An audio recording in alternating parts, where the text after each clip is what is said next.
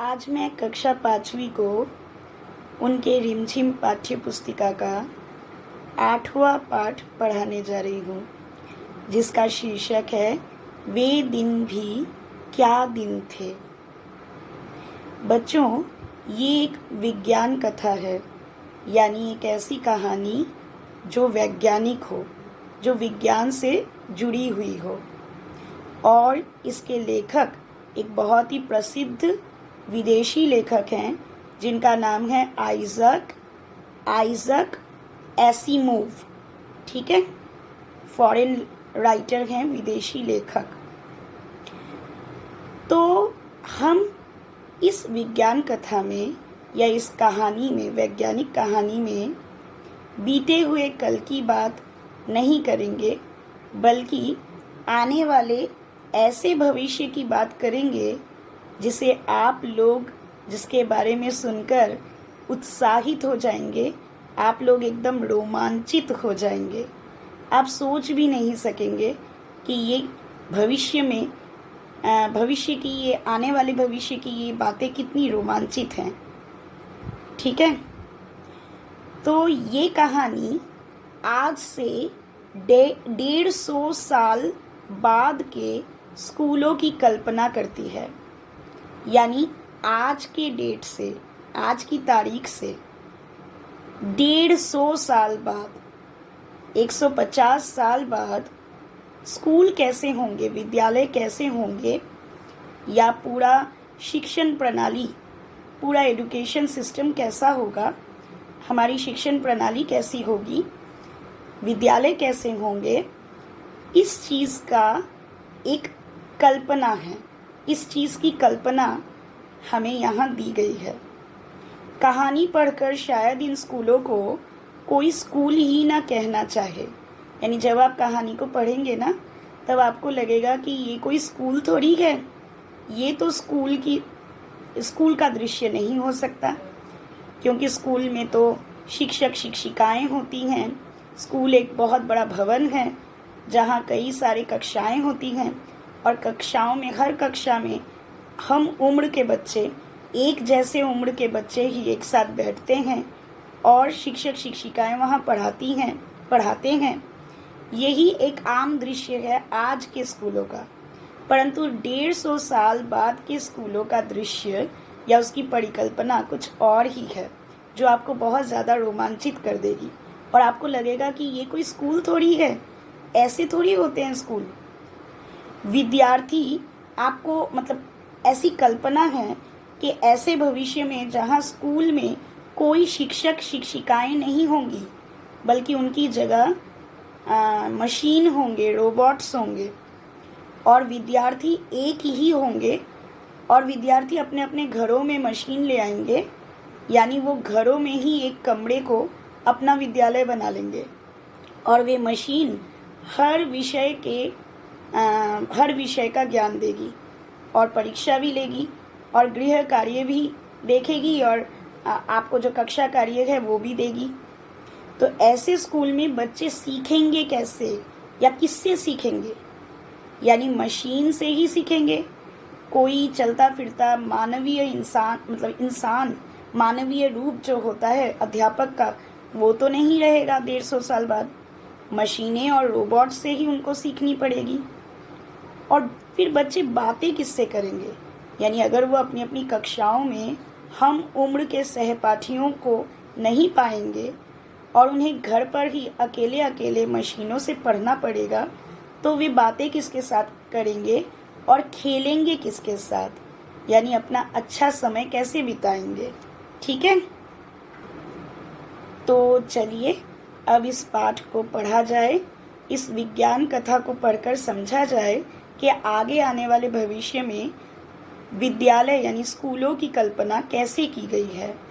ठीक है, हमारे लेखक आइजक एसिमोव ने स्कूलों की कल्पना कैसे की है।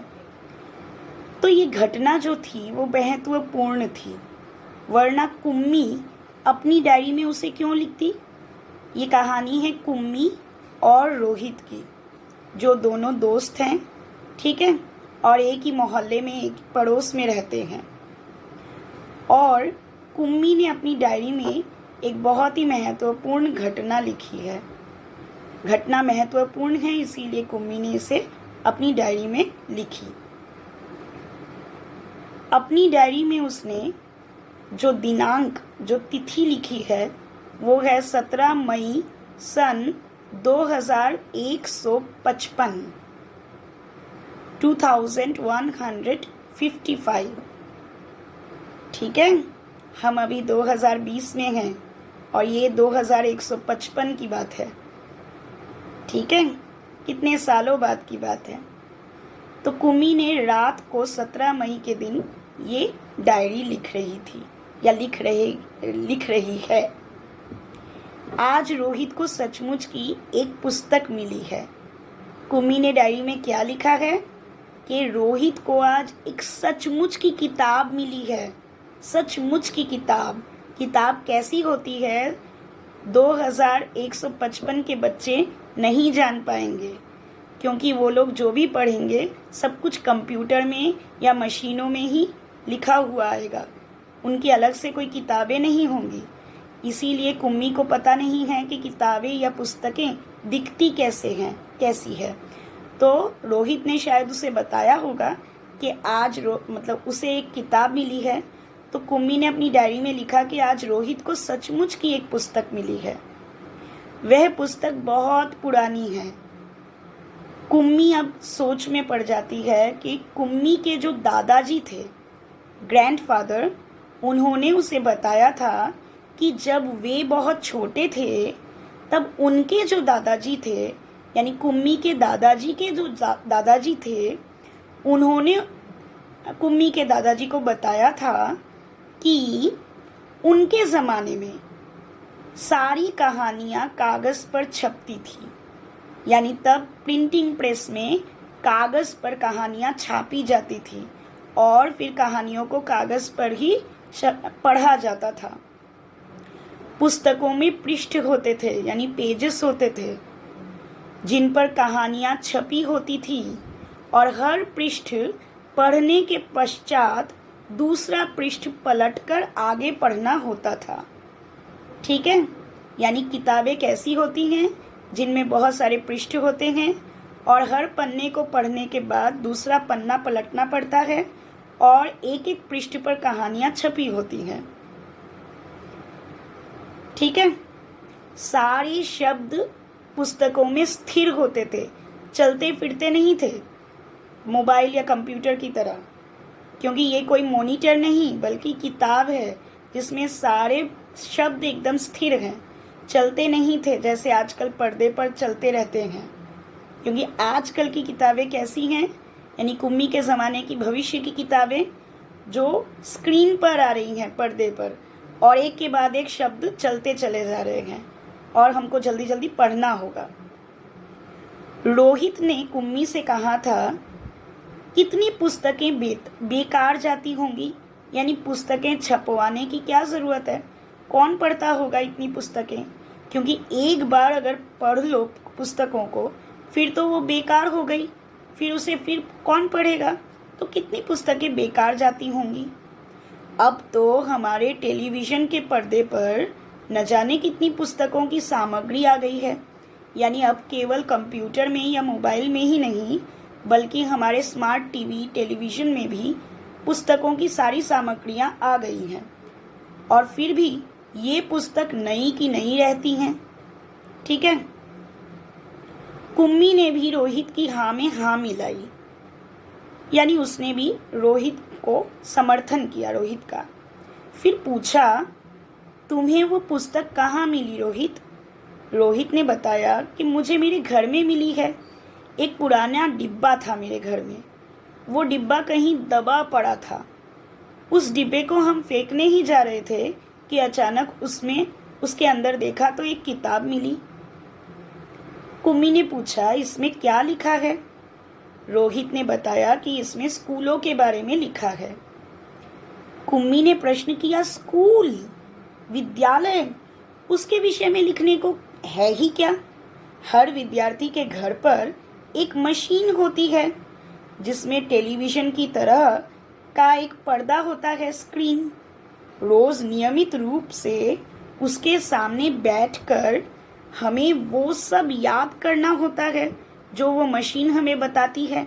यानी मशीन हमें जो जो काम देती है, हमें बस उस स्क्रीन के सामने बैठकर उन्हें याद करना होता है। सारा गृह कार्य करके दूसरे दिन उसी मशीन में एक छिद्र होता है, उसमें डाल देना होता है। फिर मशीन उसे ऑटोमेटिकली चेक कर लेती हैं और हमारी गलतियां बताकर फिर वो हमें समझाती हैं कि हमारी गलतियां कहाँ कहाँ पर है और क्या क्या सही होना चाहिए, करेक्शन। एक विषय पूरा होने पर वही मशीन हमारी परीक्षा यानी एग्ज़ाम लेती है, टेस्ट लेती है। हमें फिर टेस्ट लेकर वो समझ जाती है कि हम तैयार हुए कि नहीं, फिर हमें आगे पढ़ाना आरंभ कर देती है। कहते कहते कुम्मी थक गई थी और वो अंत में बोली, कितना उबाऊ होता है ये सारा स्कूल का काम, यानी कितना बोरिंग होता है ये स्कूल का काम। आप लोगों को भी बोरिंग लगता होगा ना?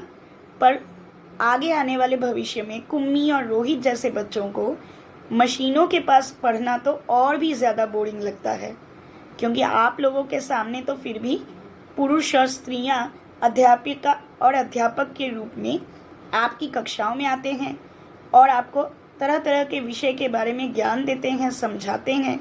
और सब कुछ मशीनों में नहीं होता, बल्कि आप लोग अपने हाथों से करते हो, ठीक है।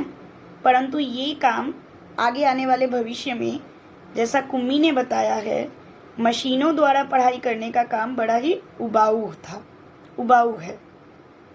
रोहित मुस्कुराते हुए कुम्मी की बातें सुन रहा था और फिर उसने कहा कि अरे बुद्धू, जैसे स्कूल का वर्णन इस पुस्तक में है वो इससे भिन्न होता था, यानी बिल्कुल अलग था। पुराने ज़माने के स्कूल विद्यालय बिल्कुल अलग थे। इसमें तो उन स्कूलों के बारे में लिखा है जो सदियों पहले होते थे, यानी कई सदियों पहले। कुम्मी के मन में कुछ उत्सुकता जगी। वो रोमांचित हो गई, उसे जानने की इच्छा हुई। बोली, फिर भी उनके यहाँ मशीन के बने अध्यापक तो होते ही होंगे, यानी कई सदियों पहले की बात हो या जो भी हो, मशीनों द्वारा ही पढ़ाई होती होगी, मशीन ही अध्यापक होते होंगे।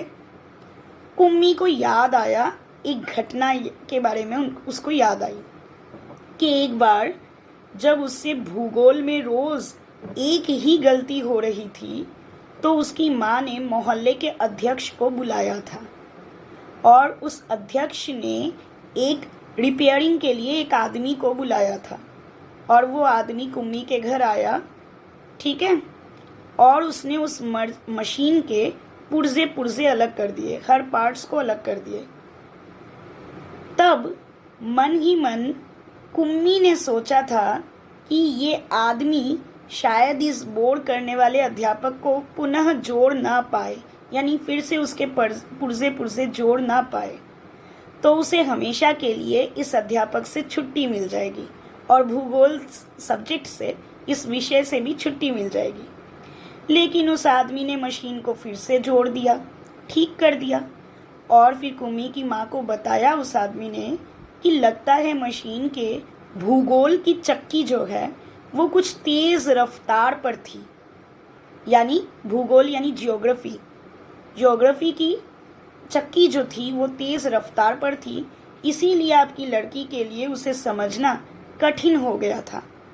मैंने अब उसकी गति को धीमी कर दी है, सो आशा है कि अब आपकी लड़की को सब कुछ ठीक से समझ आ जाएगा। और कुम्मी को फिर उसी समय भूगोल का सबक यानी पाठ सीखने बैठ जाना पड़ा मशीन के सामने, और वो मन ही मन उस मशीनी अध्यापक को कोसती रही, यानी बुरा भला कहती रही, क्योंकि उसे पढ़ने का बिल्कुल मन नहीं हो रहा था उस समय। तो कुम्मी ये सारी घटनाएं याद कर रही थी। तभी रोहित ने कुम्मी के सोचने के सिलसिले को तोड़ा। रोहित ने फिर से उसे होश में लाया वो, और कहने लगा कि तुम किस सोच में पड़ गई। वो बोलने लगा कि हाँ, तब अध्यापक तो होते थे, परंतु मशीन नहीं, यानी सदियों पहले जो स्कूलों के बारे में यहाँ इस किताब में बताया गया है, वहाँ अध्यापक तो हुआ करते थे, परंतु वे मशीनी अध्यापक नहीं होते थे, स्त्रियां और पुरुष होते थे। तो कुम्मी हैरान रह गई। क्या कहा? कहीं कोई स्त्री या पुरुष इतने सारे विषय हमें सिखा सकता है? यानी स्त्रियां और पुरुष भी कभी पढ़ा सकते हैं, वो भी इतने सारे विषय? रोहित ने बताया, क्यों नहीं। वह बच्चों को सारे विषय समझाते थे, गृह कार्य देते थे और प्रश्न पूछते थे। अध्यापक बच्चों के घर नहीं जाते थे, बल्कि बच्चे एक विशेष भवन में जाते थे जिसे स्कूल कहा जाता था या विद्यालय कहा जाता था। समझ में आया? यानी तब के ज़माने में जो विद्यालय होते थे, वहीं पर बच्चे जाकर अपना शिक्षा ग्रहण करते थे। वहाँ अध्यापक स्त्रियां या पुरुष होते थे जो बच्चों को समझाते थे, कक्षा कार्य करवाते थे, गृह कार्य देते थे और उनसे प्रश्न भी पूछते थे। ठीक है। अब कुम्मी का अगला प्रश्न था, तो क्या सब बच्चे एक समय में एक जैसी ही चीजें सीखते थे? हाँ, एक आयु के बच्चे एक साथ एक ही कक्षा में बैठते थे। यानी तब के ज़माने में एक ही आयु के बच्चे, यानी हम उम्र के बच्चे सहपाठी होते थे और एक ही कक्षा में एक साथ सारे बच्चे बैठते थे और सभी बच्चे एक साथ एक ही समय में एक जैसी चीज़ें सीखते थे एक एक पीरियड में। कुम्मी कहती है कि लेकिन माँ कहती है कि मशीनी अध्यापक हर बच्चे की समझ के अनुसार पढ़ाता है। फिर पुराने ज़माने में ये कैसे संभव होता था? यानी इतने सारे बच्चों को अध्यापक समझ समझ कर कैसे पढ़ाते थे कि किसे समझ में आया और किसे नहीं आया? तो रोहित ने बताया कि तब वे लोग इस प्रकार नहीं करते थे। रोहित ने कहा, रहने दो, तुम्हारी इच्छा नहीं है तो मैं वह पुस्तक तुम्हें नहीं दूंगा। कुम्मी झट से बोली, नहीं नहीं, मैं उसे पढ़ना चाहूँगी कि तब स्कूल कैसे होते होंगे, कितनी अजीब अजीब बातें जानने को मिलेंगी मुझे तो बहुत ही रोमांचक लग रहा है। इतने में अंदर से कुम्मी की माँ जो है वो आवाज़ लगाती है और वो आवाज़ सुनकर कुम्मी बोली, लगता है सबक का समय हो गया है, यानी पढ़ाई का समय हो गया है। रोहित भी उठा और अपने घर की ओर चला गया क्योंकि उसके भी पढ़ाई का समय हो गया है। कुम्मी अपने घर की ओर जब जा रही थी तब वो बहुत कुछ सोच रही थी। फिर जब वो घर पर गई, कमरे में गई, तो अंदर मशीन जो है वो आगे का सबक देने को तैयार थी।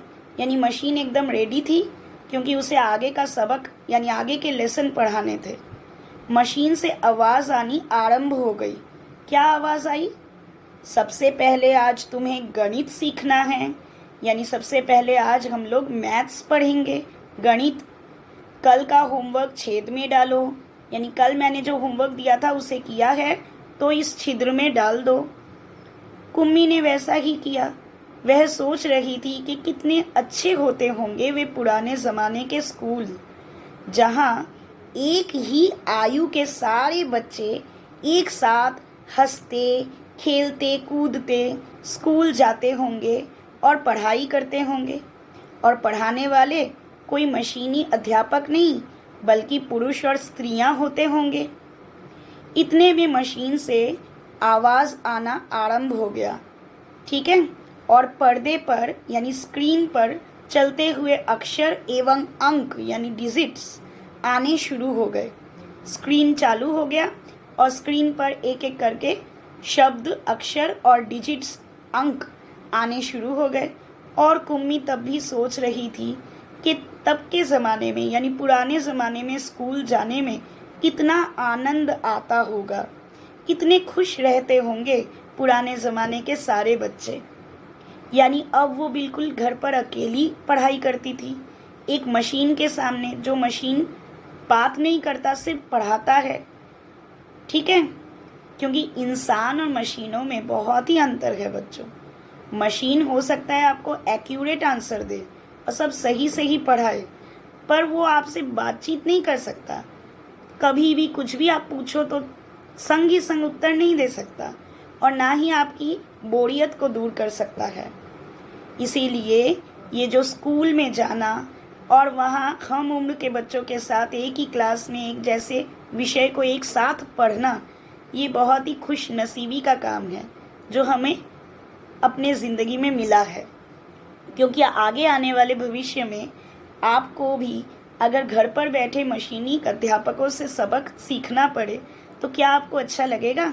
क्या आप इतने खुश रह पाएंगे जितना आपको स्कूल में जाकर खुशी मिलती है? क्योंकि आप वहाँ हम उम्र के बच्चों के साथ मिलते हैं, हंसते बोलते हैं, उनके साथ खेलते कूदते हैं, टिफ़िन शेयर करते हैं और ग्रुप स्टडीज़ भी तो करते हैं। ठीक है, तो इस पाठ का नाम था वे दिन भी क्या दिन थे। ये एक विज्ञान कथा है जिसके लेखक का नाम है आइजक एसिमोव। ठीक है, अगर आपको ये कहानी अच्छी लगी तो आप इस वीडियो को बार बार देखिए, इस चैनल को सब्सक्राइब कीजिए, वीडियो को लाइक और शेयर ज़रूर कीजिएगा।